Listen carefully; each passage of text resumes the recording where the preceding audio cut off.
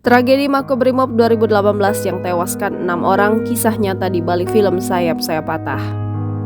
Berikut tentang tragedi Makobrimob 2018 yang menewaskan 6 orang, kisah nyata di balik film Sayap Saya Patah.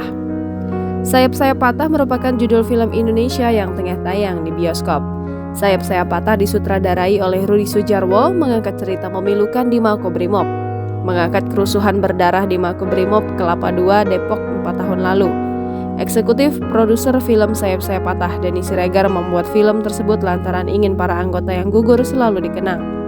Film ini melibatkan banyak aktris dan aktor ternama tanah air, di antaranya Nicholas Saputra, Ariel Tatum, Poppy Sofia, Kiva Iskak, Aryo Wahab, Dewi Irawan, Nugi Nugroho, Gibran Martin, hingga Iwaka.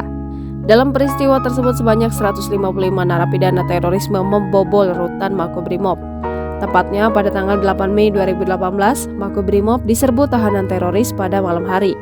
Kerusuhan berawal dari adu mulut antara tahanan dengan petugas. Keributan tersebut dipicu dengan adanya kiriman makanan dari keluarga. Hal ini mengharuskan petugas memeriksa makanan tersebut. Akan tetapi, narapidana tidak terima dan terjadilah keributan itu. Selain itu, narapidana teroris juga ingin bertemu dengan terdakwa kasus bom Tamrin, Aman Abdurrahman. Pada peristiwa tersebut, 155 narapidana kasus terorisme menyandra anggota polisi selama 39 jam lamanya. Pada akhirnya, polisi yang disandra bisa dibebaskan dalam keadaan hidup meskipun mengalami luka lebam di sekujur tubuh. Hal itu mengakibatkan 5 orang polisi dan seorang tahanan tewas. Di antaranya adalah Ibtu Yudi Rospuji yang diperankan Nicholas Saputra. Kisah Ibtu Yudi Rospuji yang menjadi inspirasi dari film Sayap Saya Patah. Ibtu Yudi Rospuji gugur meninggalkan sang istri yang sedang hamil besar. Sang istri yang dalam film diperankan oleh Ariel Tatum pun harus melahirkan putra keempatnya tanpa ayah. Melansir Surya, Ibtu Anumerta Yudi Rospuji Siswanto ternyata bukan polisi sembarangan. Almarhum merupakan polisi andal dan pernah bertugas di Komisi Pemberantasan Korupsi. Sebelum gugur, Yudi berpangkat Ibda, lalu pangkatnya dinaikkan menjadi Ibtu Luar Biasa Anumerta. Di akun Facebooknya ada beberapa foto saat Yudi bersama keluarga dan juga saat sedang melakukan pelatihan di kepolisian.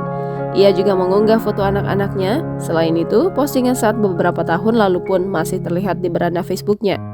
Pada 2011, ia pernah mengungkapkan kesedihannya karena tak bisa berkumpul bersama keluarga karena harus bertugas.